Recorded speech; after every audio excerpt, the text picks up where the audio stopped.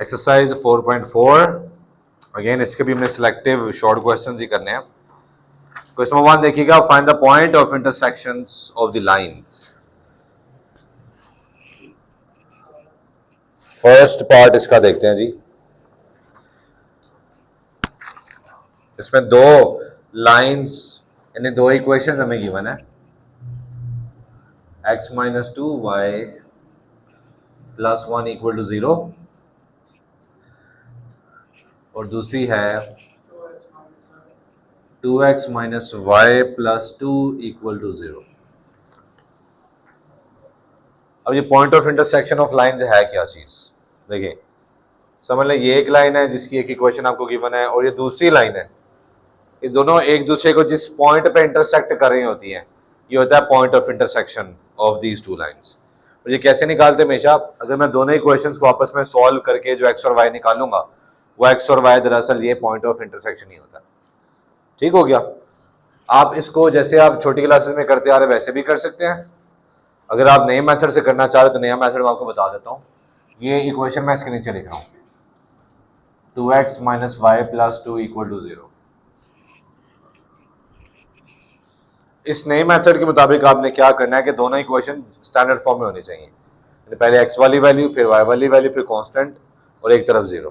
ठीक है, तो ऐसे ही लिखा है x y कांस्टेंट और एक तरफ 0। ठीक है, ओके। जो नया मेथड है वो आपको बता रहा हूँ, जो आपकी बुक में करवाया हुआ। x के नीचे एक डिटर्मिनेंट आएगा इक्वल्स टू माइनस वाई के नीचे एक डिटर्मिनेंट आएगा इक्वल्स टू 1 के नीचे एक डिटर्मिनेंट आएगा। अब इस डिटर्मिनेंट में वैल्यूज कहाँ से आएंगी? देखिएगा, x है तो x वाली वैल्यूज को हाइड कर लें, उनको इग्नोर कर लें, बाकी चारों कोफिशिएंट उसी तरतीब से लिख लें। -2 1, -1 2। वेरिएबल नहीं लिखने, कोफिशिएंट लिखने हैं। अब y है तो y वाला हाइड कर लें, बाकी चार कोफिशिएंट 1 2 1 2। सही है। और 1 है यानी कांस्टेंट को हाइड कर लें, बाकी चार कांस्टेंट 1 2 -2 1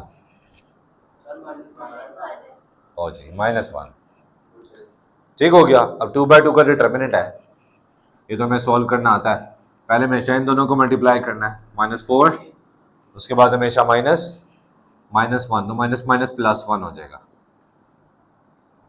पहले इन दोनों को मल्टीप्लाई करना है 2, उसके बाद हमेशा माइनस, इनको मल्टीप्लाई करें 2 1 ओवर, पहले इन दोनों को मल्टीप्लाई किया -1, उसके बाद हमेशा -4, तो माइनस माइनस प्लस 4। सही है। ये आ गया x over -3 equals to -y over 0 equals to 1 over 3। ठीक है, तीनों इक्वल है, मतलब पहले मैं x वाले टर्म को इसके साथ इक्वेट करता हूँ, x निकल आएगा हियर x ओवर -3 1 ओवर 3 की इक्वल पुट कर लें। इसी तरह y वाली जो टर्म है -y over 0 equals to 1 over 3। ठीक है, 3 इधर आके मल्टीप्लाई होगा, 3 3 से कट जाएगा, तो x का आंसर आ गया -1। सेम 0 डिवाइड हो रहा है, 0 इधर आके मल्टीप्लाई होगा, तो 0 से कुछ भी मल्टीप्लाई होगा 0, -y का आंसर 0 आ जाएगा। अब -y इक्वल टू 0 लिख लें या y इक्वल टू 0 लिख लें, एक ही बात होती है। ठीक है, तो लास्ट में लिख दें पॉइंट ऑफ इंटरसेक्शन। क्या निकाला आपने? x क्या है -1 और y क्या है 0। बाकी पार्ट भी ऐसे होंगे। ये मैंने मेथड वो करवाया जो आपकी बुक में नया मेथड था। आप इस मेथड के अलावा भी दोनों इक्वेशन को आपस में प्लस माइनस करके या किसी एक वेरिएबल की वैल्यू निकाल के दूसरी में पुट करके सॉल्व करना चाह रहे तो सॉल्व कर लें, बस हमें सॉल्व करके x और y चाहिए। ठीक है, जैसे मर्जी कर लीजिएगा। क्वेश्चन नंबर 4 देखिएगा, find the condition that the lines, तो आपको 3 लाइंस गिवन है, वो मैं पहले लिख लेता हूं। y equals to m1x plus c1, दूसरी है y equals to m2x plus c2 और तीसरी है y equals to m3x plus c3। इन तीनों लाइंस को पहले मैं स्टैंडर्ड फॉर्म में कन्वर्ट कर लेता हूँ, और से देखिएगा। स्टैंडर्ड फॉर्म मतलब पहले x फिर y फिर कांस्टेंट और एक तरफ 0।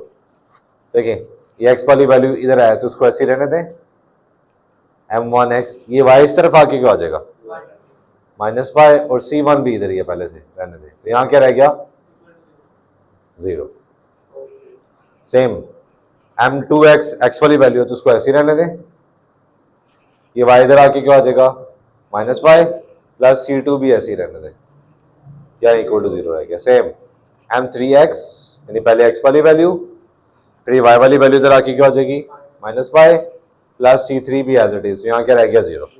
मैंने तीनों इक्वेशंस को, लीनियर इक्वेशन को स्टैंडर्ड फॉर्म में लिख लिया। अब कंडीशन ये है कि अगर तीनों लाइंस कॉनकरेंट है, उसने क्या find the condition that these three lines are concurrent. Concurrent lines क्या होती हैं? Set of lines which passes through same point, जो एक ही पॉइंट पे इंटरसेक्ट करें, उन सेट ऑफ लाइंस को क्या कहते हैं? कॉनकरेंट लाइंस।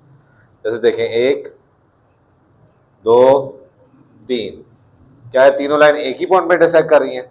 नहीं, तो ये कॉनकरेंट लाइंस नहीं है, ये हैं। तो अगर लाइंस कॉनकरेंट हैं तो उनका डिटरमिनेंट 0 आएगा। ठीक है,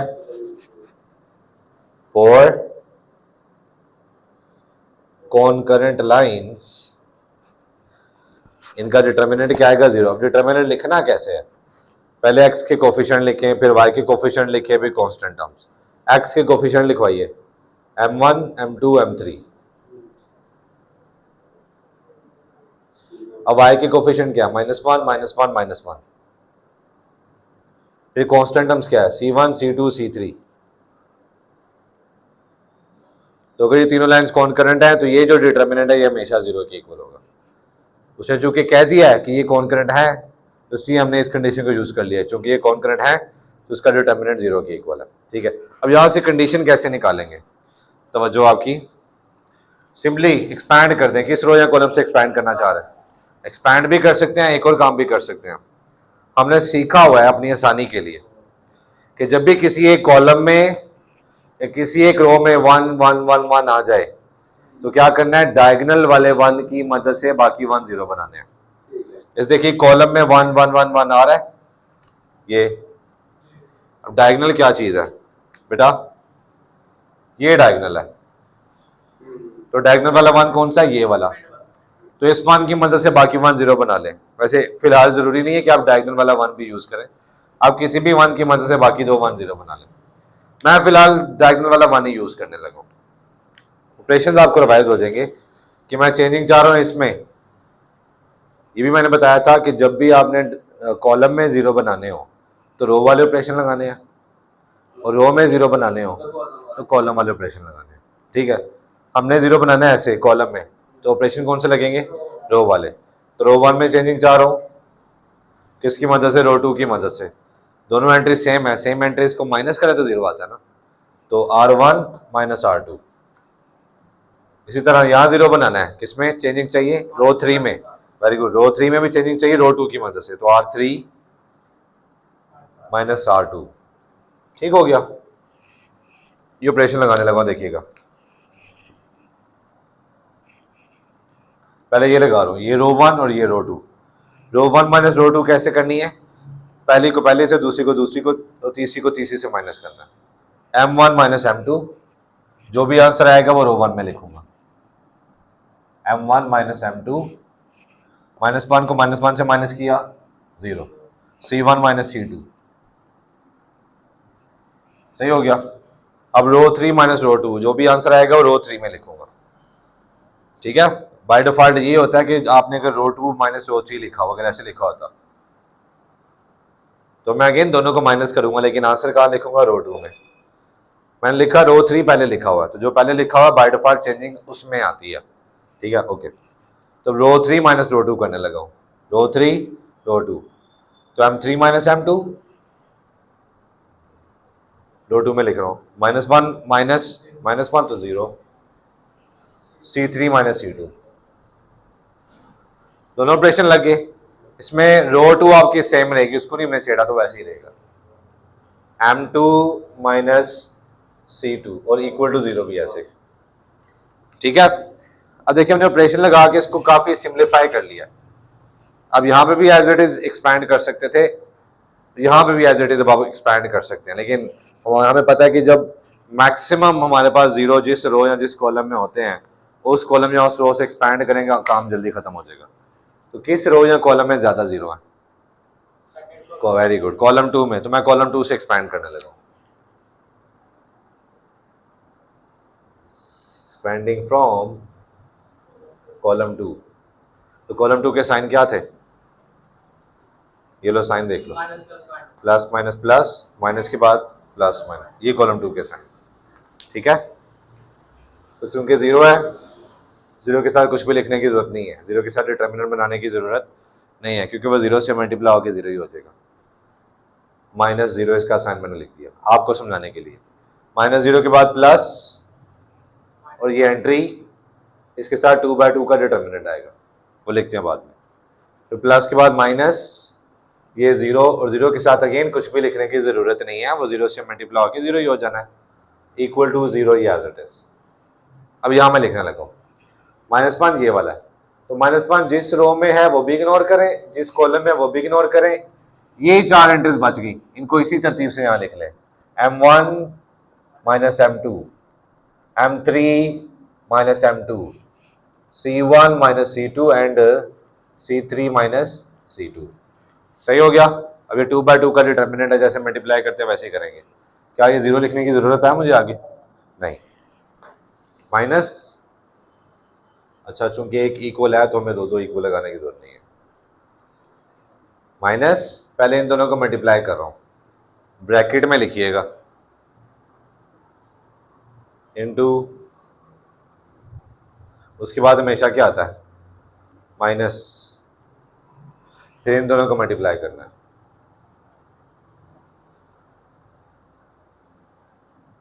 इक्वल टू जीरो, और ये बाहर वाला माइनस एज इट इज।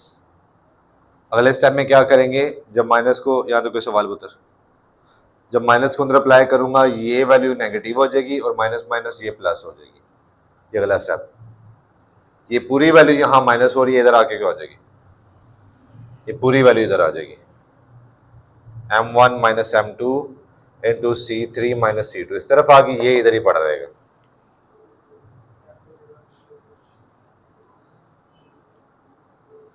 ये कंडीशन भी ठीक है। अगर आप M1 के नीचे M1 लिखना चाह रहे हैं तो इसको इधर लाकर डिवाइड कर दें, और C1 जहां मल्टीप्लाई और इसको इधर लाकर डिवाइड कर दें, वो कंडीशन भी ठीक है। बेहतर यह है कि यहां तक कर दें बस, ठीक हो गया। Question number 5, determine the value of P such that the lines, 3 lines हमें गिवन है, कह रहा है कि तीनों lines meet at a point. तो अगर तीनों लाइन एक ही पॉइंट में मीट कर रही हैं, इसका मतलब तीनों लाइन क्या है? कौन करंट। तभी हमने पीछे पढ़ा कि अगर 3 लाइंस कौन करंट है तो उनका डिटर्मिनेंट क्या होगा? जीरो होगा। उसने कह दिया तीनों लाइंस मीट कर रही हैं एक पॉइंट पे, तो इसका मतलब हमें अगेन क्या गिवन है कि तीनों लाइंस क्या है? कौन करंट। पहले मैं तीनों लाइंस को तरतीब से लिख लेता हूँ, देख रहे थे तरतीब से लिखा तो फिर लिखने की जरूरत नहीं है, x y constant, x y constant, ठीक है। तीनों लाइंस हमें तरतीब से ही गिवन है, तो चूंकि वो कौन करंट है तो उन तीनों का डिटर्मिनेंट क्या होगा? जीरो होगा। तो डायरेक्ट मैं डिटर्मिनेंट की फॉर्म में लिखने लगा हूं, तवज्जो जी। पहले हम तीनों लाइन से एक्स के कोफिशिएंट निकालेंगे, ठीक है। दोबारा सुन लें, अगर तीनों लाइन तरतीब में नहीं है ना, पहले कांस्टेंट, सॉरी पहले एक्स, फिर वाई, फिर कांस्टेंट और एक तरफ जीरो, तो पहले आप इन तीनों लाइंस को उस तरतीब से लिखेंगे जैसे हमने यहाँ पे एक सवाल किया था, पीछे तरतीब से लिखा, फिर डिटर्मिनेंट की फॉर्म में लिखा। तो चूंकि इस सवाल में तरतीब से लिखा हुआ है तो अब मैं डिटर्मिनेंट की फॉर्म में लिखने लगा हूँ। तो तीनों में एक्स का कोफिशिएंट है जी 2 3 3, 2 3 3। अब इसी तरतीब से वाई का कोफिशिएंट है -3 -1 p, और कांस्टेंट टर्म्स हैं -1 -5 8। तो चूंकि उसने क्या है कि तीनों lines meet at a point, तीनों लाइंस कौन करंट है, तो इसलिए हम लिख सकते हैं कि इनका डिटर्मिनेंट जीरो होगा। तो बस एक्सपैंड करने और पी निकल आएगा, ठीक है। एक्सपैंडिंग फ्रॉम रो 1, ये रो 1 है जी, प्लस माइनस प्लस, +2, इसके साथ 2/2 का डिटर्मिनेंट, माइनस के बाद ये एंट्री, इसके साथ 2/2 का डिटर्मिनेंट, प्लस के बाद ये एंट्री, इसके साथ 2/2 का डिटर्मिनेंट, और इक्वल टू जीरो, चूंकि मैं गिवन हूं। 2 जिस कॉलम और रो में है वो इग्नोर, बाकी 4 एंट्रीज इसी तरतीब से यहां लिख लें। -3 जिस कॉलम और रो में इग्नोर, बाकी 4 एंट्रीज इसी तरतीब से यहाँ लिखना है। -1 अगेन जिस रो और कॉलम में इग्नोर, ये 4 एंट्रीज इसी तरतीब से यहाँ लिखना है, ठीक है। ओके, 2 इंटू, पहले इन दोनों को मल्टीप्लाई करें, -8, उसके बाद हमेशा माइनस। अब इन दोनों को मल्टीप्लाई किया तो -5p आएगा, माइनस माइनस प्लस 5p, +3 24, उसके बाद हमेशा माइनस जी, -15, तो माइनस माइनस +15, -1, पहले इनको मल्टीप्लाई किया 3p, उसके बाद हमेशा माइनस, -3, तो माइनस माइनस +3 = 0। सही है। क्या इन दोनों को प्लस कर सकते हैं? नहीं, तो 2 को अंदर मल्टीप्लाई करते हैं, 2 इंटू -8, 2 इंटू 5 10p, प्लस कर सकते हैं, ये हो जाएगा 39, 39 इंटू 3 78। सही है। अगेन दोनों को प्लस नहीं कर सकते तो माइनस को अंदर मल्टीप्लाई कर दें, -3p -3 = 0, ठीक है। ओके, 10p -3p 7p, -16 -3 कितना हो गया, -19, 78 में से -19 निकालो जरा, हैं क्या मल्टीप्लाई करना है, 59 आ रहा है, इसको इससे मल्टीप्लाई करो। अच्छा, वो ऐड किया, 3 से मल्टीप्लाई किया,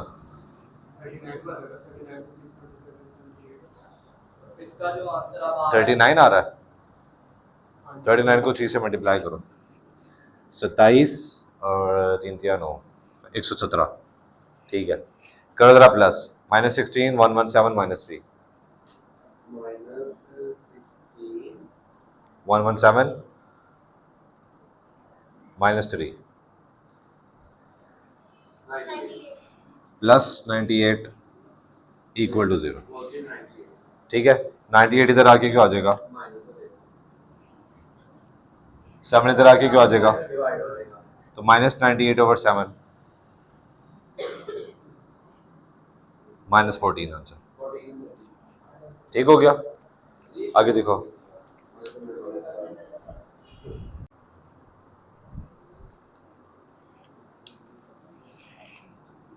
क्वेश्चन नंबर 6, इसमें कुछ चीज़ें सेम भी हैं और नया कॉन्सेप्ट भी है, तो वो जो बस सामने रखिएगा। 6 है, show that the lines, 3 lines given है, तीनों लाइंस अगेन स्टैंडर्ड फॉर्म में लिखी हुई हैं, आर कौन करंट, हमने प्रूव करना है कि तीनों लाइंस क्या है, कौन करंट। तो पहले चेक कर लेते हैं तीनों लाइंस कौन करंट है या नहीं। तो अब चूंकि हमने चेक करना है, तो ये = 0 नहीं लिखना, हमने बस ये लिखना है डिटरमिनेंट, हमारा आंसर 0 आ जाएगा तो हम लिख देंगे कि कौन करंट है। ओके, तीनों लाइन में चूंकि स्टैंडर्ड फॉर्म में है तो मैं पहले एक्स के कोफिशिएंट लिखने लगा हूं, 4 3 1 4 3 1। अब y के कोफिशिएंट -3 -4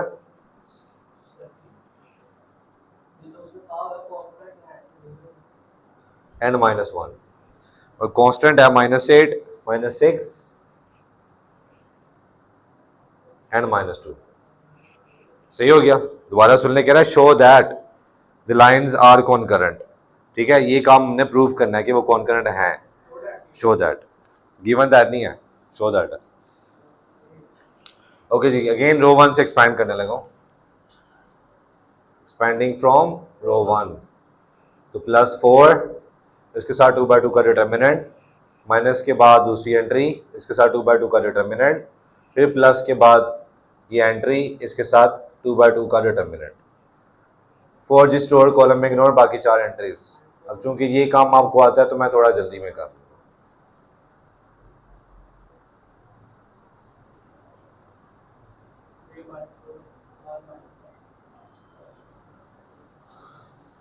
8 -6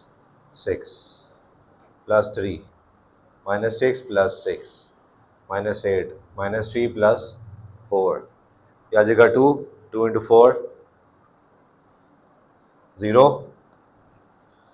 1, लो जी आंसर क्या आ गया, 0। Hence given lines are concurrent। हो गया, ये प्रूफ कर दिया। भी सवाल खत्म नहीं हुआ। और सवाल में आगे क्या कह रहा है देखिएगा, show that the lines are concurrent and the third line bisect the angle formed by first two lines। समझने की कोशिश कीजिएगा। नाउ आपको डायग्राम से समझाने की कोशिश करता हूं। पहली लाइन हमें गिवन है फॉर एग्जांपल ये, और ये दूसरी लाइन हमें गिवन है फॉर एग्जांपल ये। पहली लाइन की इक्वेशन है 4x - 3y - 8 = 0। दूसरी लाइन है 3x - 4y - 6 = 0। और सवाल क्या कह रहा है, समझ लो इसे मैं कह देता हूं लाइन 1, ये है लाइन 2, ठीक है। सवाल कह रहा है show that the lines are concurrent and the third line, कौन सी line, third line bisect the angle form by first two lines. यानी पहले दो लाइंस के मिलने से जो एंगल बन रहा है, थर्ड लाइन इस एंगल को क्या कर रही है, बाइसेक्ट कर रही है। बाइसेक्ट करने का मतलब कि अगर मैं ये वाला एंगल निकालूं और ये वाला एंगल निकालूं तो दोनों बराबर आने चाहिए।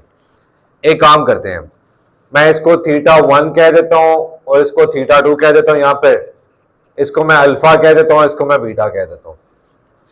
अब अल्फा बीटा हम निकालते हैं, अगर अल्फा बीटा दोनों बराबर आ गए तो हम लिख देंगे जी हाँ जी आप सही कह रहे हैं कि थर्ड लाइन बाइसेक्ट करी है angle form by first two lines. अब इसमें एंगल कैसे निकालेंगे, आपकी तवज्जो, पहले थोड़ा सा ब्रेनस्टॉर्मिंग करता हूं, उसके बाद वहां पे हम कंटिन्यू करते हैं। देखिए एंगल निकालने के फॉर्मूला यूज करने लगे हैं, tan θ = m2 - m1 over 1 plus m1 m2। अब ये m क्या चीज है, स्लोप। m1 किसकी स्लोप है और m2 किसकी स्लोप है, ये जरा तवज्जो से सुनिएगा। हम फाइंड करेंगे एंगल एंटी क्लॉकवाइज, ठीक है।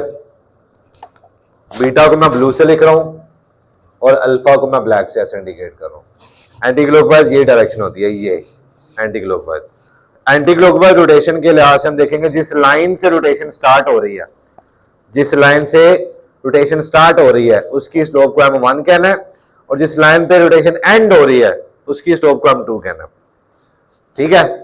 अब पहले काम कर लेते हैं, तीनों लाइंस की मैं स्लोप फाइंड कर लेता हूं, उसके बाद फिर आपको समझाता हूं कैसे पता चलेगा कि m1 है, कैसे पता चलेगा m2। तीसरी लाइन भी लिख लेते हैं यहाँ पे, that is x - y - 2 = 0। Here मैं m1 लाइन 1 की स्लोप को m1, या लाइन 2 की स्लोप को m2, या लाइन 3 की स्लोप को m3 नहीं मैं लिखूंगा, मैं लिखूंगा slope of line 1, slope of line 2, slope of line 3, ताकि आप लोग कंफ्यूज ना हो, क्योंकि फॉर्मूले में भी m1 m2 है, यहाँ भी m1 m2 आपने पहले से डिसाइड कर लिया तो मजा किरकिरा हो जाना सवाल का, आप कंफ्यूज हो जाएंगे। फिलहाल एक चीज हमने पढ़ी है कि जब भी ax + by + c = 0 इस फॉर्म में हमें लीनियर इक्वेशन गिवन हो तो स्लोप का फॉर्मूला होता है, शाबाश, -a/b। माइनस फॉर्मूले का ax का कोफिशिएंट है, by का कोफिशिएंट है, तो ये क्या आ जाएगी, स्लोप। ओके, इसको भी जरा साइड पे रखें। लाइन 1 की स्लोप निकालने को, ये लाइन 1 है, ax + by + c की फॉर्म में लिखा है। फॉर्मूला क्या है स्लोप का, -a/b, माइनस फॉर्मूले का a क्या है 4, b क्या है -3, तो क्या आंसर आ गया 4/3, शाबाश। अब लाइन 2 को देखिएगा, ये लाइन 2 है, सेम फॉर्मूला, -a/b, तो माइनस माइनस से कट गया, ये भी क्या आ गया 3/4। अब लाइन 3 ये लिखी हुई है दरमियान में ब्लू में, फॉर्मूला -a/b, माइनस a क्या, x का कोफिशिएंट 1 ओवर b क्या -1, तो ये आ गया 1। तीनों लाइंस की स्लोप्स हमने निकाल ली। अब आगे चलते हैं, ये समझाने के लिए मैंने लिखा था, सवाल में नहीं लिखना आपने।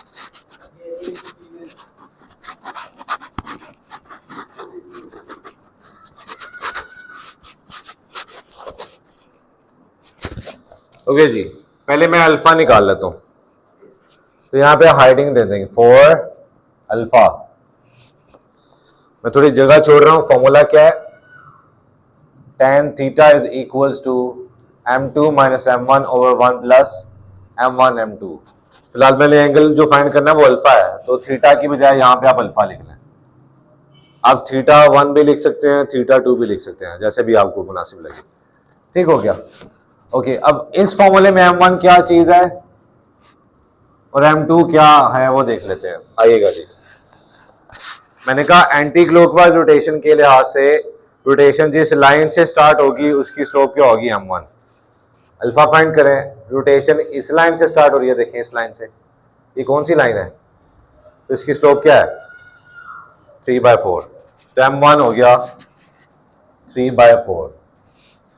अल्फा एंगल के लिहाज से रोटेशन लाइन 2 से स्टार्ट हो रही है, इसलिए मैं लाइन 2 की स्लोप को वहां पे m1 लिखूंगा। और अल्फा कहां पे एंड हो रहा है, अल्फा इस थर्ड लाइन पे एंड हो रहा है ब्लू वाली पे, और थर्ड लाइन की स्लोप क्या है 1, सही है, तो इसलिए m2 क्या हो जाएगा 1। आपने ये नहीं देखना कि आपने लाइन 1 लाइन 2 लाइन 3 नाम दिया हुआ है तो m1 लाइन 1 की स्लोप होगी m2 लाइन, नहीं, आप लाइन के नाम को साइड पे लगाएं, बस देखिए जिस लाइन से रोटेशन स्टार्ट हो रही है उसकी स्लोप ढूंढे वो m1 हो जाएगी, जिस लाइन पे रोटेशन एंड हो रही है उसकी स्लोप ढूंढे m2 की स्लोप आ गई, m2 आ गया। क्लियर। अब बस वैल्यूज पुट करें, हमने अल्फा फाइंड करना है तो tan इनवर्स हो जाएगा इस तरफ आके, कैलकुलेट करें। m2 क्या है 1 माइनस m1 क्या है 3/4, 1 plus m1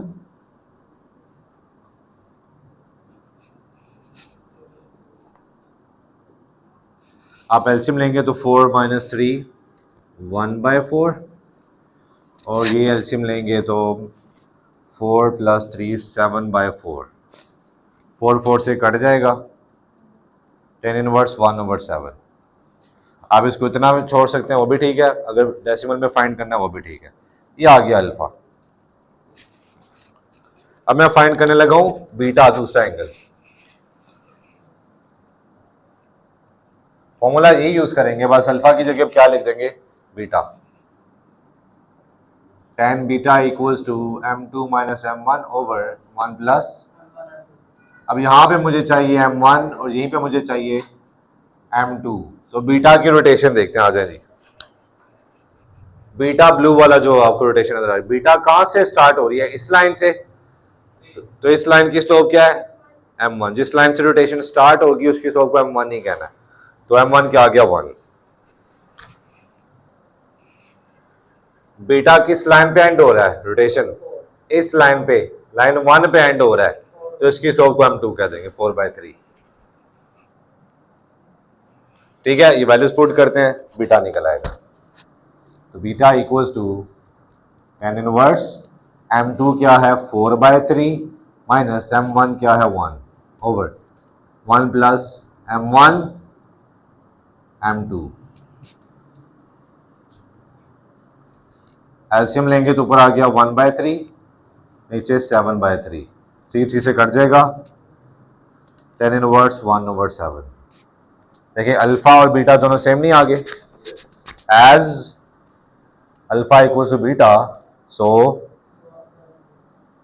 third line bisects the angle formed by first two lines। ठीक हो गया। क्वेश्चन नंबर 7 बेटा, सवाल है इसका सिर्फ फर्स्ट पार्ट हम करेंगे शॉर्ट के पॉइंट ऑफ व्यू से। The vertices of a triangle are, तीनों वर्टिसेस आपके सामने लिखे हुए हैं A B C. Find the coordinates of the centroid. देखिए सेंट्रोइड का फॉर्मूला मैंने आपके सामने लिखा हुआ है, ये एक्सरसाइज 4.1 के ऊपर भी एक फॉर्मूला लिखा हुआ है इन सेंटर निकालने का, और 184 पेज पे भी थ्योरम 3 के ऊपर एक फॉर्मूला लिखा, दैट इज सेंट्रोइड का पॉइंट ऑफ इंटरसेक्शन। अब ये फाइंड कैसे करना है, देखें x फाइंड करना है तो सारे x प्लस करके 3 से डिवाइड कर दें, और y फाइंड करना है तो सारे y प्लस करके 3 से डिवाइड कर दें। ठीक है, मैं x फाइंड करना है, x की वैल्यूज पुट करने लगा, -2 -4 +3 ओवर 3, और y के लिए 3 + 1 + 5 ओवर 3, सही है, तो -6 + 3 -3 ओवर 3, and 4 plus 5, 9/3.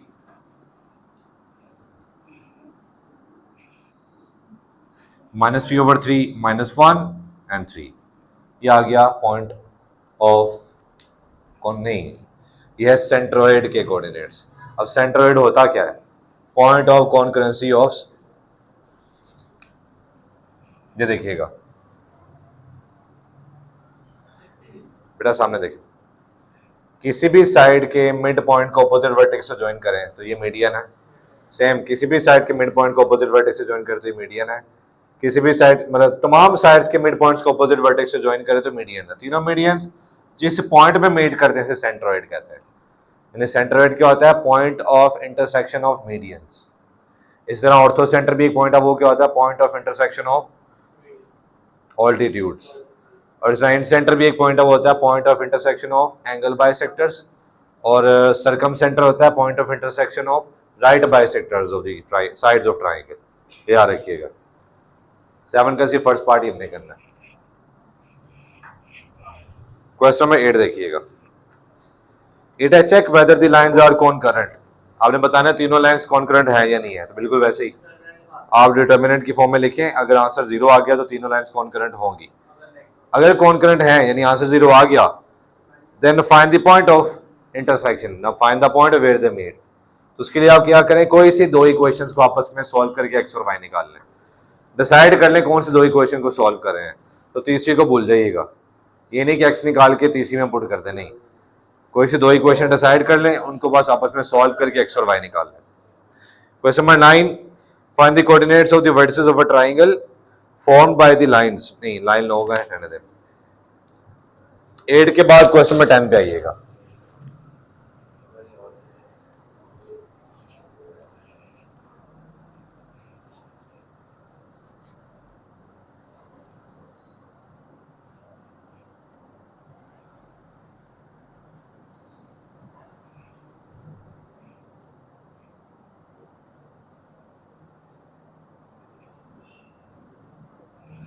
ओके जी, क्वेश्चन नंबर 10 चारों पार्ट्स एक जैसे हैं।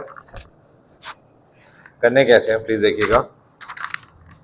Find the angle measured from line 1 to line 2। उसने खुद बता दी कि रोटेशन क्या, लाइन 1 से लाइन 2 की तरफ।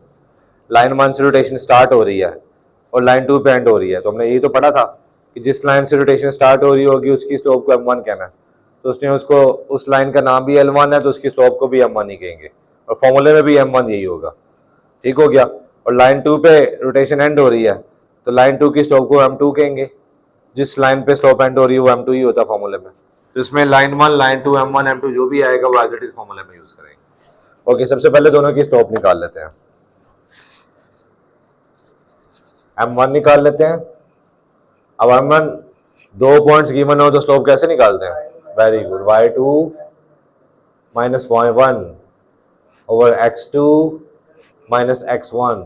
तो ये आ जाएगा 8/2, दैट इज 4।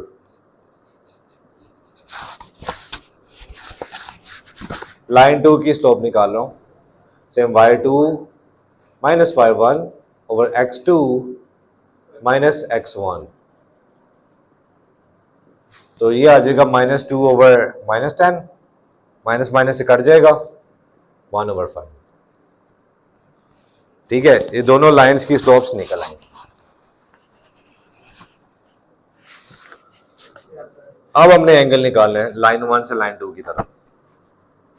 तो उसका क्या रेफरेंस था? m2 minus m1 over 1 plus m1 m2। बस वैल्यूज पुट कर दें यहाँ पे।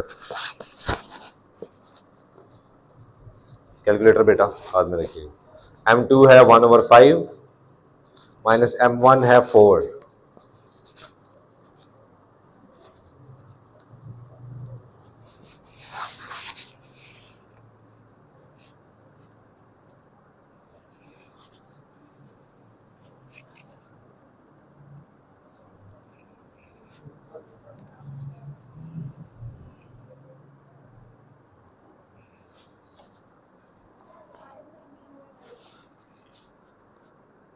इसका जरा इनवर्स निकालें।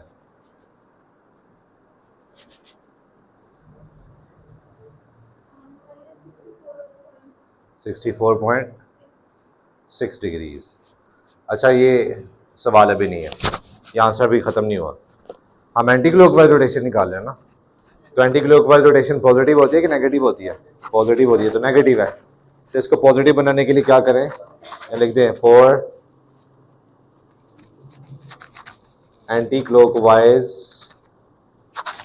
आप इसे 180 में से माइनस कर दें, 180 माइनस जो भी ये वाला आंसर आया 64.6, बताइएगा क्या आता है?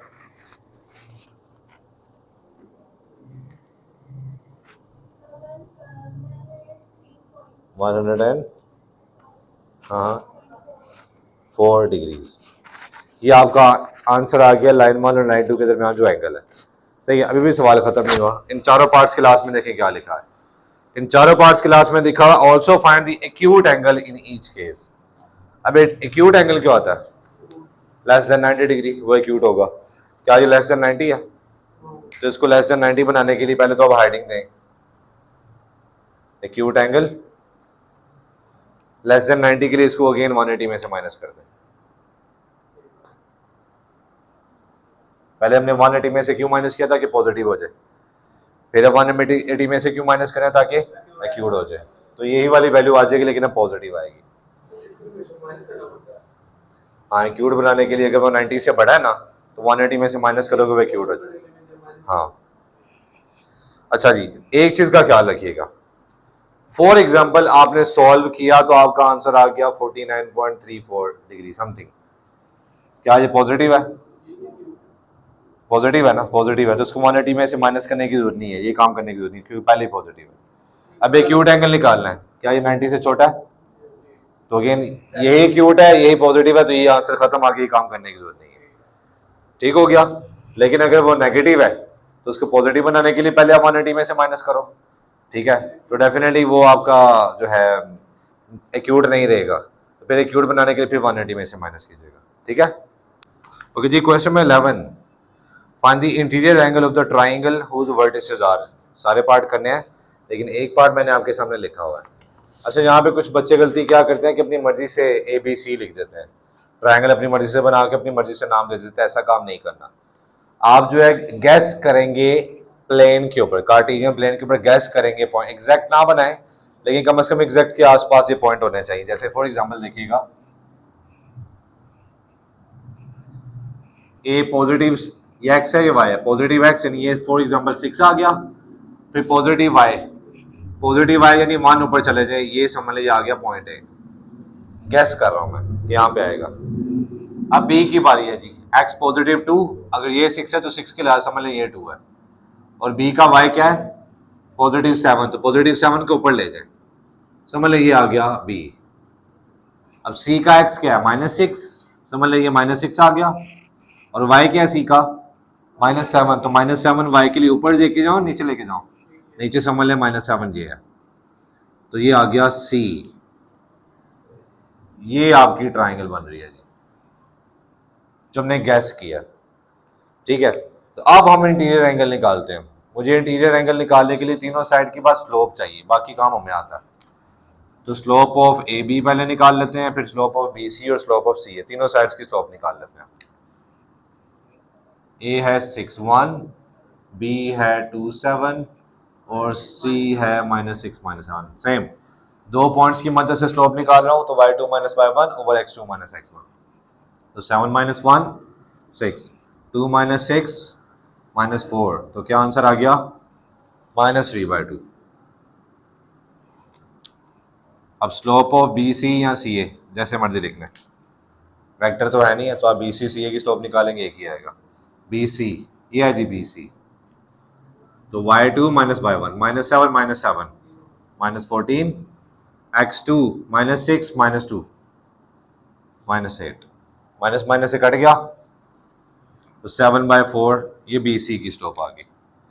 अब सी ए या ए सी की स्लोप, सी ए 1 - 7 y2 - y1, 1 माइनस करूंगा तो प्लस हो जाएगा, 1 + 7 8 एंड 6 + 7, क्योंकि माइनस माइनस प्लस हो जाएगा, 6 + 6 12, तो 8/12 क्या होता है 4/6, 4 से कटिंग करो 2/3 आ रहा है,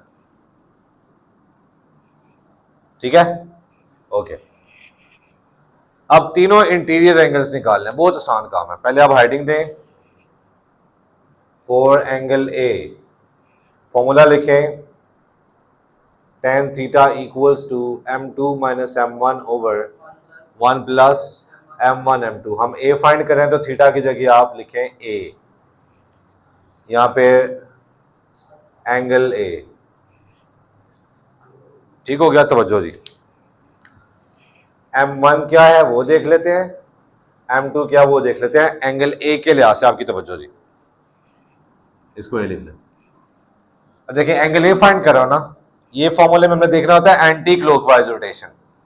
अब एंटी क्लॉकवाइज रोटेशन की देखें, ऐसे घुमाएं, तो अगर मैं यहां से स्टार्ट करूं तो ये ऐसे आ रहा है, किस साइड से रोटेशन स्टार्ट हो रही है, ए बी से, तो ए बी की स्लोप को हम m1 कहेंगे, तो m1 आ गया -3/2। और किस साइड पे एंड हो रही है, ए सी, तो ए सी की स्लोप को हम क्या कह देंगे, m2। बस वैल्यूज पुट करें, tan इनवर्स करेंगे तो आपके पास एंगल ए आ जाएगा। अच्छा, ये कंप्लीट कर लीजिएगा। फॉर एंगल बी अगर मैं लिखूं, m1 क्या है और m2 क्या है एंगल बी के लिए, देखिएगा अगेन एंटी क्लॉकवाइज रोटेशन ये है, अगर मैं ऐसे रोटेट करूं तो ये ऐसे आ रहा है।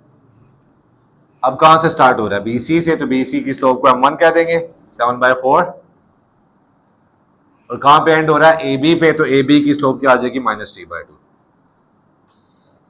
बाकी ये वाला फॉर्मूला लिखिएगा, tan इनवर्स करेंगे तो एंगल बी आ जाएगा। इसी तरह एंगल सी भी है, सही हो गया। एंटी क्लॉकवाइज के लिहाज से m1 और m2 आपने निकालना है, ओके।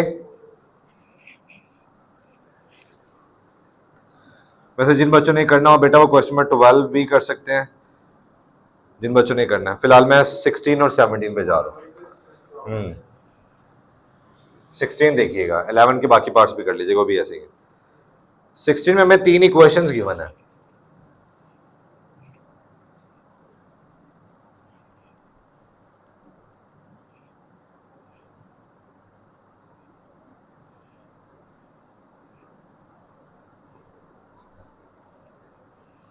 सवाल है express the given system of equations in matrix form. बहुत आसान है। सबसे पहले आएगा कोफिशिएंट मैट्रिक्स, जिसमें हम ये सारे कोफिशिएंट लिखेंगे, फिर वेरिएबल वाला मैट्रिक्स, और राइट साइड पे ये जीरो का मैट्रिक्स आएगा। ये तो पहले लिखो ना, देखिए स्टैंडर्ड फॉर्म में पहले x फिर y फिर कांस्टेंट। तो आप कोफिशिएंट मैट्रिक्स में क्या लिखेंगे, पहले x के कोफिशिएंट 1 2 1, फिर y के कोफिशिएंट, और फिर कांस्टेंट टर्म्स। अब वेरिएबल में पहले x लिखा था तो x, y के लिए y, और कांस्टेंट के लिए 1। कांस्टेंट के लिए हमेशा आप क्या लिखेंगे, 1। सही हो गया, ये मैट्रिक्स फॉर्म में लिख लिया, आधा काम हो गया। आगे क्या कह रहे हैं, express the given system of equation in matrix form, जो कि कर लिया। Find in each case whether the lines are concurrent और नॉट।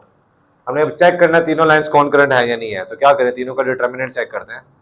तीनों का डिटरमिनेंट अगर 0 आ गया तो वो क्या होगा, तीनों लाइंस क्या होंगी, कॉनकरेंट, वही वाला फॉर कॉनकरेंसी। तीनों लाइंस का डिटरमिनेंट ये लिखा है, देखें ये जो आपको कोफिशिएंट मैट्रिक्स नजर आ रहा है, इसको डिटरमिनेंट की फॉर्म में लिखें 1 2 1 3 -1 -11 -2 4 14। क्योंकि हमने चेक करना है तो इक्वल टू 0 नहीं लिखना आपने, ठीक है। कैलकुलेटर कीजिएगा, मैं रो 1 से स्टार्ट कर रहा हूँ, थोड़ा डायरेक्ट कर रहा हूँ। ये इग्नोर, -14 -44 तो +44 हो जाएगा। Ignore 28 -4 plus minus plus, ignore -22 +1, तो 30 × 1 30। 28 -4 24, 24 को -6 से मल्टीप्लाई करेंगे तो 72, क्या ये आ जाएगा -21, -21 को -2 से मल्टीप्लाई किया तो +42, तो 72 -72 कट गया, 0 आ गया, लास्ट में लिख दें hence given 3 lines are concurrent। ये जो चीजें वो पूछता है ना वो लिखनी होती है, उसका जवाब लाजमी देना होता है वरना नंबर कटेंगे। अच्छा 17 में इसी का उल्टा है। 17 में आपको मैट्रिक्स दिया हुआ है, आपने इसको वापस इक्वेशन में लिखना है। कैसे लिखेंगे प्लीज देखिएगा। जैसे मैं यही वाली वापस इक्वेशन में लिखता हूँ तो ये एक इक्वेशन है, ये दूसरी इक्वेशन है, तीसरी इक्वेशन है। ये एक्स वाई और कॉन्स्टेंट कैसे देखिएगा, x plus 3y minus 2 equal to 0 लिखा हुआ। ये कैसे होगी 2x minus Y plus 4 equal to 0। ये क्या x minus 11y plus 14 equal to 0 लिखा हुआ। वापस इसमें लिखेंगे, कौन कौन सी चेक करनी है तो डिटर्मिनेंट 0 चेक कर लीजिएगा, दैट्स इट। ठीक है।